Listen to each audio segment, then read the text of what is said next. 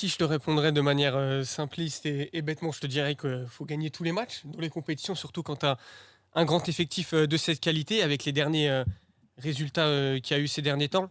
Maintenant surtout, pour les prochaines semaines, je pense surtout tout le monde, là ça y est, il y a 15 points en 5 matchs, si je dis pas de bêtises. Tu es presque sûr d'être qualifié, pour l'Euro, presque qualifié.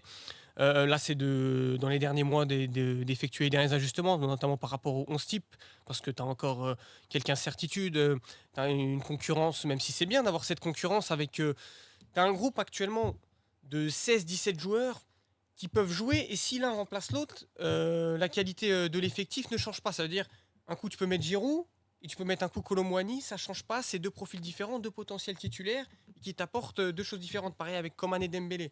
Tu as Nkunku aussi, qui, sans ses blessures, à la base est proche d'être un titulaire.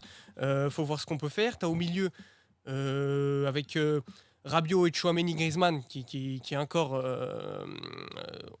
Deschamps a montré que c'était eux qui avaient les faveurs, malgré le très bon mois de juin de Kamavinga, mai-juin. Et d'ailleurs, Deschamps a tellement bien complimenté Aurélien Chouameni qu'on voit bien qu'il veut en faire vraiment un inamovible. Et pour lui, il est indiscutable. Mais derrière ça, tu as encore de la concurrence. Est-ce que d'un Pogba peut revenir? Est-ce qu'un Kanté peut revenir si besoin? Moi, j'y crois pas trop pour Kanté, plus pour Pogba, parce qu'il joue encore au très haut niveau avec la Juventus. En défense, pareil, à droite, tu as encore des incertitudes sur le poste de latéral droit. À gauche, Lucas Hernandez semble tenir la corde, mais Théo aussi, c'est quand même l'un des meilleurs au monde, donc il y aura concurrence. Il n'y a que dans l'axe, il n'y a que le trio Maignan, Upamecano, Konaté, où même s'il y a de la concurrence, tu as l'impression que c'est les seuls avec Mbappé et Adrien Rabiot et Griezmann qui sont vraiment indiscutables. Mais comme on dit, c'est la richesse d'avoir un aussi grand effectif. Timothée, par rapport à Didier Deschamps, on reste quand même sur une certaine ossature avec ce 4-2-3-1 qui se débride en 4-3-3 en phase sans ballon avec un Antoine Griezmann qui rentre dans le milieu. Toi, qu'est-ce qu'on pourrait penser de Didier Deschamps après ces 10 années à l'approche de l'Euro? Est-ce qu'il doit continuer sur le même effectif et les mêmes joueurs, ou pourquoi pas faire preuve de nouveauté comme comme ce qui s'est passé à l'Euro 2021? Bah, moi, déjà, j'étais pour le départ de Didier Deschamps à l'issue de la Coupe du Monde. On va pas s'entendre. Il se trouve que, bon, bah voilà, il a été maintenu. Pourquoi pas? C'est un choix qui peut se comprendre. Après, Didier Deschamps, pour moi, il a jamais été aussi bon que quand comment dire, il se tenait à ce qu'il sait faire de mieux, au système qu'il maîtrise. On a vu qu'il a tenté notamment une défense à 3 à l'Euro et même après, juste avant la Coupe du Monde. Et ça, c'était sur le terrain, c'était vraiment effrayant. Il y avait des espaces partout. Défensivement, on prenait vite l'eau. Et le surplus que ça devait nous apporter en attaque n'était pas au rendez-vous. Le 4-2-3-1, c'est un petit peu amovible en 4-3-3 selon voilà, les phases où, comme tu l'as dit, Griezmann se repositionne.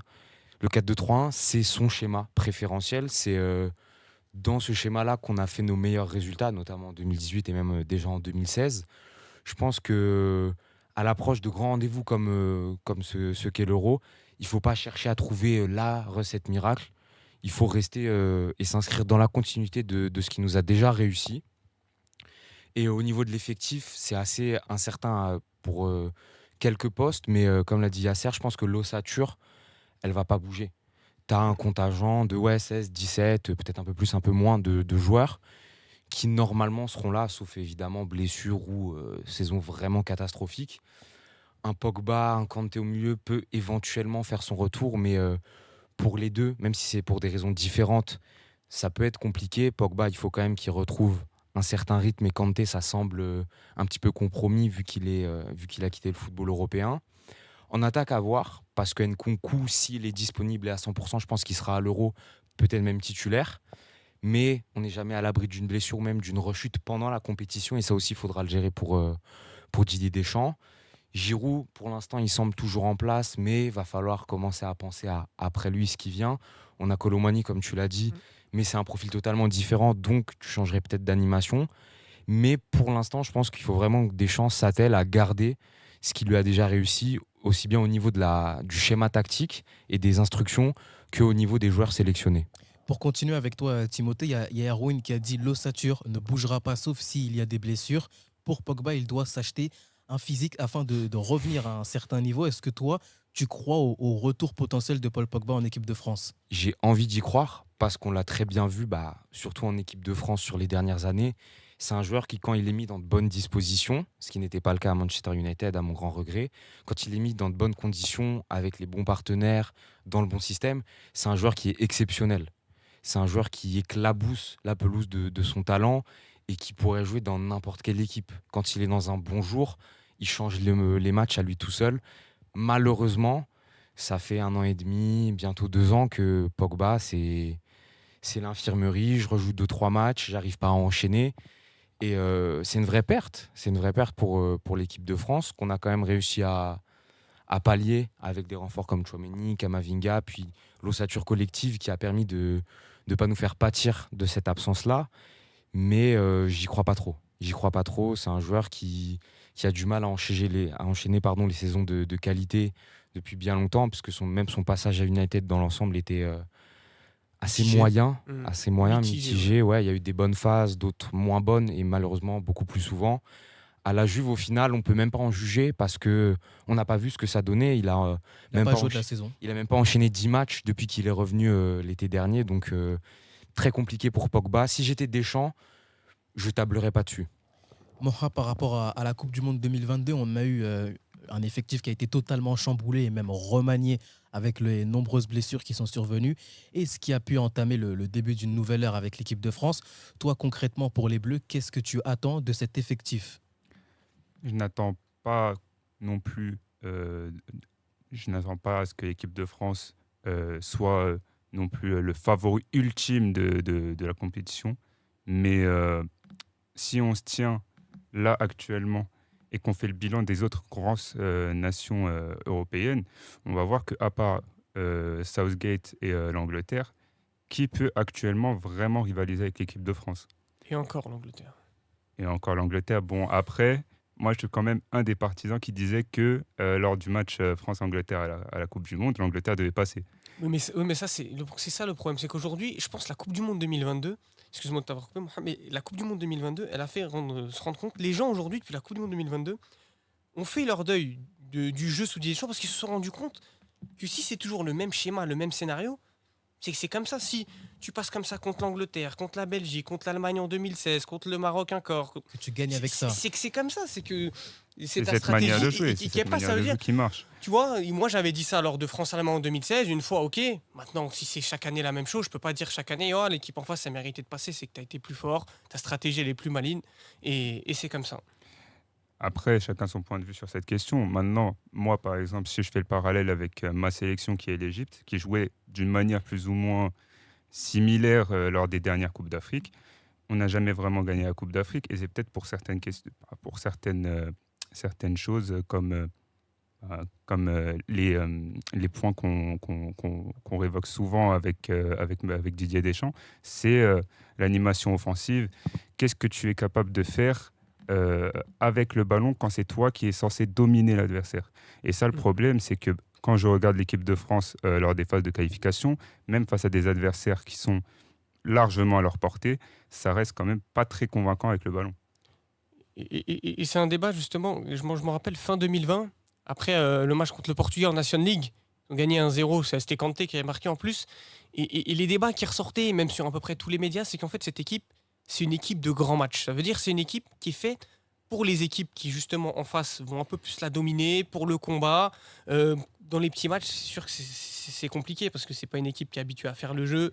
Donc c'est pas une équipe qui, comme par exemple hier l'Espagne, on met 5-6 à la Géorgie, je crois, qui va faire ça en phase qualificative. Mais après, personne n'est parfait. Vaut mieux ça et être bon en grande compétition que être bon en phase qualificative comme le sont généralement l'Allemagne, l'Espagne et tout. Et on voit les dernières années ce que ça fait en grande compétition, notamment lors des grands matchs. C'est vrai, c'est pas assez performant et notamment quand ça approche les phases à élimination directe. Toi, Milan, par rapport à cette équipe de France-là et nos Bleus, est-ce que toi, tu attends l'émergence de certains joueurs? On peut parler peut-être de certains espoirs comme Warren Zaïre-Emery ou autre. Toi, est-ce que tu as un joueur en particulier qui n'a pas été sélectionné encore par Didier Deschamps qui mériterait potentiellement sa place à l'Euro? Tu parles de Warren, bon, c'est vrai que je suis supporter parisien, donc je le vois beaucoup sous nos couleurs. Mais je suis content de le voir sous Thierry Henry avec les espoirs. Je pense que pour lui, c'est ce qu'il y a de mieux. Après, je pense qu'en équipe de France, on a encore besoin de milieu. En ce moment, tu as Tchouaméni, Rabiot, je ne suis pas totalement convaincu par lui, même si, bon, sur les derniers matchs, il fait quand même des bons matchs. Très Après, grosse Coupe du Monde. Bonne Coupe du Monde. Je dirais pas très grosse. Ah, À mon simple avis, après chacun son avis, je dirais pas grosse Coupe du Monde. Après, j'entends parler de Pogba. Pour moi, tu dois pas le reprendre. Je pense que tu dois te baser sur des jeunes joueurs qui joueront dans les années à venir. Pogba, il a fait son temps avec l'équipe de France. Il a été exceptionnel en 2018, même avant, même un peu après. Mais pour moi, tu dois faire confiance aux jeunes. Voilà, l'émergence des jeunes. Il y a Koné du Borussia Mönchengladbach qui est très bon, qui pour moi mérite aussi sa place peut-être en équipe de France. Bon, il faut encore trouver, mais là, c'est les qualifications pour l'Euro. Tu avais peut-être l'occasion d'essayer de voir ce que tu fais. Après, il y a Griezmann qui joue au milieu de terrain, qui a joué au milieu de terrain dans un poste fait pour lui, on va dire, sous Didier Deschamps avec cette Coupe du Monde qui a très bien fonctionné. Après, voilà, pour moi, Zaïre Emery, c'est le futur peut-être milieu de grande classe de l'équipe de France. S'il continue à jouer comme ça avec le Paris Saint-Germain et sous Thierry Henry avec les espoirs, il a fait un gros match avec Thierry Henry. Pour moi, c'est lui qui prendra les rênes avec Tchouaméni, peut-être Kamavinga. Si on poursuit le débat, Timothée, par rapport à Warren Zaïre-Emery, qui est un petit peu le joueur en vogue côté Paris Saint-Germain, vu qu'il est formé au club, est-ce qu'on n'en ferait pas un petit peu trop sur le Titi parisien et est-ce qu'on ne lui mettrait pas trop de pression pour un joueur qui, on le rappelle, a 17 ans? Moi, j'ai toujours du mal avec cette surexposition des jeunes joueurs, pas forcément que Zaïre Emery, mais en général. Je pense que, voilà, tu l'as dit, il a 17 ans. C'est un excellent joueur, il est très prometteur, mais après, il faut lui laisser le temps aussi de grandir. Il a été nommé Lui-même. capitaine par Thierry Henry pour sa première sélection. Ça, c'était à la limite qu'il soit sélectionné avec les espoirs, même qu'il commence dès sa première rencontre contre le Danemark, ça peut se comprendre. Qu'il soit nommé capitaine, c'est une lourde responsabilité. C'est un choix qui est qui tout double, parce que s'il arrive à assumer le choix de Thierry Henry, ça veut dire que on a peut-être un futur grand devant nous. Et s'il échoue, au final, c'est pas grave, mais les gens vont de suite le condamner, dire que en fait, c'est pas le crack qu'on pense qu'il est, alors qu'il a que 17 ans. J'ai envie de te dire, s'il passe à côté de ses 2 prochaines saisons, il aura que 19 ans et ça sera pas fini. Je pense qu'il faut juste le laisser grandir, ne pas trop en attendre non plus. Mais après, c'est vrai qu'au vu de ses performances, on a tous envie de le voir éclore et vraiment s'installer dans la durée. Mais je pense que pour l'instant, on n'en fait pas trop, parce que c'est quand même justifié pas de s'émouvoir non plus, mais d'être admiratif de son talent. Mais attention à justement, oui, ne pas tomber dans l'excès où on va attendre que ce soit lui qui change les matchs au PSG, que ce soit lui qui soit le porte-drapeau en espoir. Mais dans quelques années, par contre, là, ce sera la confirmation. Mais pour l'instant, il est encore en phase de progression et de construction aussi en tant que joueur. Et ça, faut pas l'oublier. Mais sur ce que tu as dit, c'est exactement ce qui arrivait à Eduardo Camavinga quand il est arrivé en équipe de France à Retournette 17 ans. acrobatique face à Ouais. la Suède. Les 2 premiers rassemblements, je me rappelle même les débats et tout sur l'équipe, il sera titulaire, mais à quel poste on ne sait pas. Est-ce que c'est le nouveau, vous savez, le rôle de Mathieu Diavé? Est-ce que ce sera dans un rôle un peu plus axial? Et après, il s'est Et- éteint la saison d'après. Et après, voilà, il a raté, entre guillemets, les 2 saisons d'après. Une saison Real Super Sub et la saison, celle-là où À Rennes. à Rennes, il n'est pas bon. Et aujourd'hui, à 20 ans, c'est toujours, et comme tu dis, ça, il peut rater 2 saisons, mais ça fera que 20 ans. C'est ça. Et Mm. au final, on Et voit c'est toujours le crack absolu, finalement, C'est Camavinga. ça, et on voit que Kamavinga, par exemple, même si, comme tu l'as dit, quand il avait 17 ans, on pensait tout de suite qu'il allait jouer à côté de Pogba, Kanté. Ça n'a pas été le cas.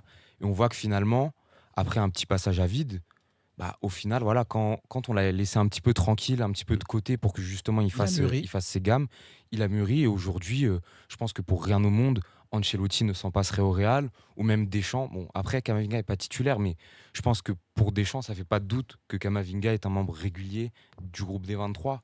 Donc, faut juste attendre. C'est normal qu'il fasse des erreurs. Et même le jour où Zaïre Emery sera, on l'espère, on lui souhaite, le meilleur milieu de terrain du monde, il fera quand même des erreurs parce que tous les grands joueurs ont des périodes de moins bien, plus ou moins longues, mais ça arrive. Et ça aussi, il faut le comprendre. C'est pas des machines. Surtout qu'il aura ce fameux passage à vide pour les jeunes joueurs. Tu voulais rajouter un truc, Ouais, Mila? après, je veux rajouter quelque chose. On parle de son âge, de ce qu'on veut, 17 ans. Après, moi, je pars du principe que si tu es bon, tu dois être sélectionné. Là, il y a Yamal qui est pris avec l'Espagne. Il a fait un match, il a été plutôt pas mal. Mais je veux surtout parler de Mbappé. Hein. Mbappé, 18 ans, titulaire à la Coupe du Monde. Il fait une Coupe du Monde de folie. Je pense que l'âge, comme il le dit, moi, tu me parles pas d'âge. Pour moi, Zaïre Emery, là pour l'instant, il est avec les jeunes espoirs. Je pense que l'Euro, c'est trop tôt. Mais t'as les... Je pense Moi- que vaut mieux le laisser avec les Jeux Olympiques. Avec Moi- sous Thierry Henry, tu prends Griezmann, tu prends Mbappé, tu le fais jouer avec justement, tu commences à le faire jouer avec des grands joueurs dans un même match pour une même cause, donc les Jeux Olympiques. Je pense que l'Euro, mis à part s'il y a une grosse blessure ou mis à part si tu as des joueurs qui sont. Les attentes seront voilà. phénoménales. Bah, après, Zaïre Emery, c'est quand même titulaire avec le Paris Saint-Germain. Il faut quand même pas le négliger. C'est exceptionnel. Mais moi, je peux te dire que quand Deschamps parle comme ça, il parlait Il en comme a ça, parlé en plus, il parlait hein, comme ça de Emery. Kamavinga. Quand il a sélectionné Kamavinga, il disait la même chose. Et il dit même quand il le sélectionne pas, il disait la même chose. Et quand tu comprends la communication de Deschamps, tu vois quand un joueur, même qui est jeune, quand il dit il est amené un jour tôt ou tôt à venir chez les A, c'est que ça peut arriver très vite. Et pour Zaïre Emery, ça va être simple. Peut-être là jusqu'en novembre, il va le laisser, mais si Zaïre Emery est comme ça jusqu'au mois de mars, parce que là, par exemple, sur la dernière liste, je m'attendais à voir un Kefren Turam qui au mois de juin avait été laissé à l'Euro Espoir, il n'est pas dedans. Je crois qu'il a eu une petite blessure aussi. Mais bon, voilà, il a préféré prendre Bouba Kamara. Mais que ce soit Thuram ou Bouba Kamara, ils ne sont pas encore bien imposés.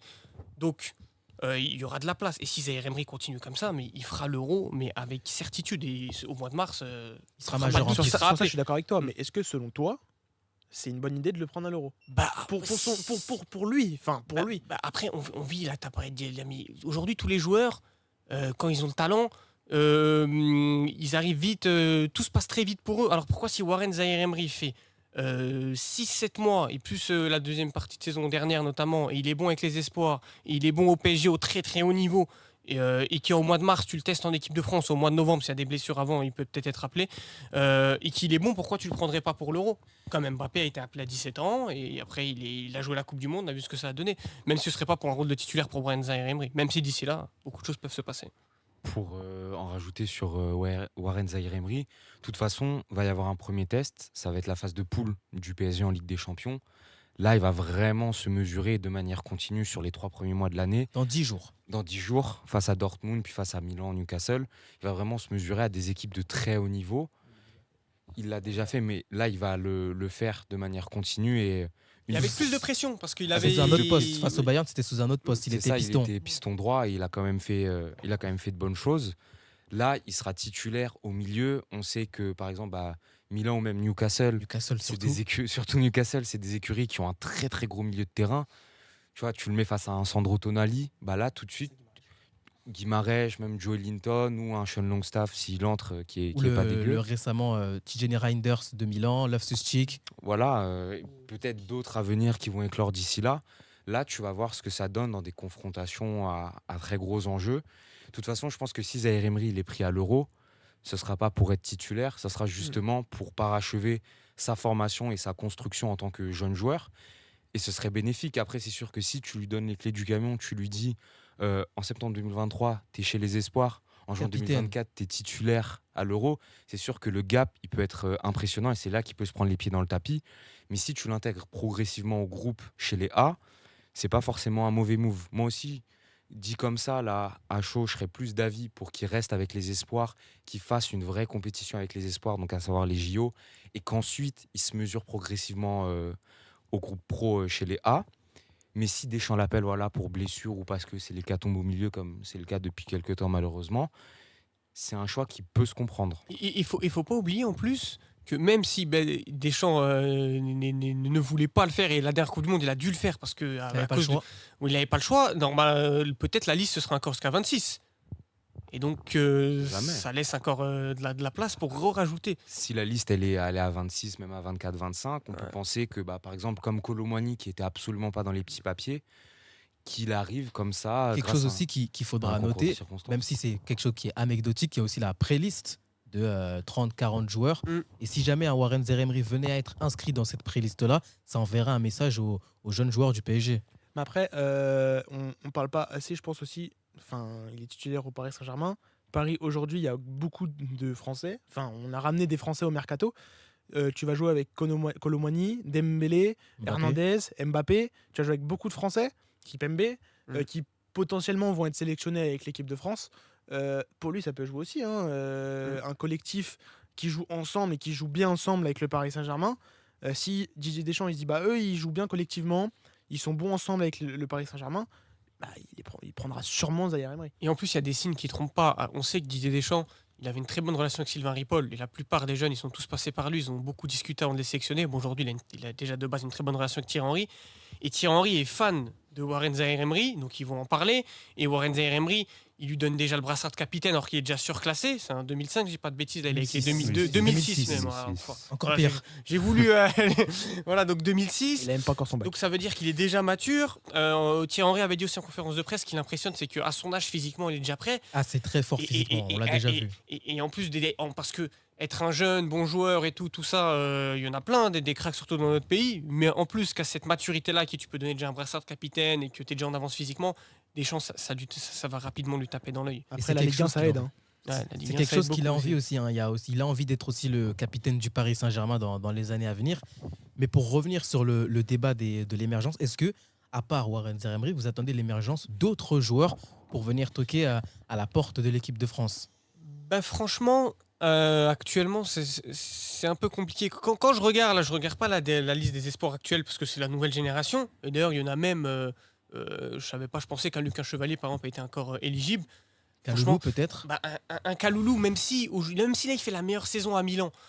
Aujourd'hui, tu vois même qu'un Lucas Hernandez, Deschamps, même si quand il le convoque, il dit comme Koundé Pavard, je les convoque sur les côtés, il peut se laisser tenter par le remettre dans l'axe parce qu'il a un Parce bon qu'il est latte. très bon Donc ça veut dire, si tu prends en compte que ces mecs-là peuvent jouer dans l'axe, tu prends en compte que même un Saliba, et très tout fort. ce qu'il fait en club, Deschamps préférait quand même mettre Lucas Hernandez. Si tu prends en compte qu'un Kipembe peut revenir et que les gens oublient Un parce qu'il est Fofana blessé, aussi. voilà, un Fofana, même si elle est croisée et qu'il est devant, en défense, je trouve que ça va être compliqué pour quelqu'un de venir se rajouter encore. Au milieu de terrain, bah, franchement, il n'y a que Warren Zaïre Emery et un Kefren Turam en fonction de sa saison, mais qui est déjà venu. Pardon ouais, connaît, je pense, déjà un Kefren Turam, un Bois-Camara, ils sont devant lui. Un Pogba qui va sûrement être retesté s'il revient bien pour voir au moins ce qu'il donne. Même si Deschamps l'a dit, s'il revient, c'est Paul. Je veux qu'il revienne, c'est seulement si c'est Paul, entre guillemets, si c'est le joueur que j'ai connu pour être titulaire, pas pour être sur le banc. Koné part d'un peu plus loin quand même. En attaque, je pense qu'aussi il y a tout ce qu'il faut. Après, que si un Ryan Cherki fait une grande saison et qui choisit définitivement la France, pourquoi pas. Mais je pense qu'on sait à peu près, à part un joueur comme Warren Zaïre Emery et un Lucas Chevalier qui pourrait être appelé, si un Areola ne joue plus avec West Ham, je vois pas qui pourrait être appelé en plus. Mais comme on l'a dit tout à l'heure, là on est au mois de septembre, il y a tellement de choses qui peuvent se passer. Moi, au mois de juin 2022, si tu me dis que Kolo Muani serait appelé en septembre, je t'aurais dit que non. Et en plus, après, profite d'une blessure pour être appelé à la place d'Nkunku et après être comme ça en finale. Et maintenant, on est en septembre 2023. Il signe au PSG. Voilà, il signe au PSG et Deschamps te dit que c'est un joueur du groupe France. C'est très important qu'il soit là, même s'il est blessé, parce qu'il est important. Ça va trop vite, les destins, ils vont trop vite. Donc, on verra ce que ça va nous réserver, surtout avec un réservoir comme ça.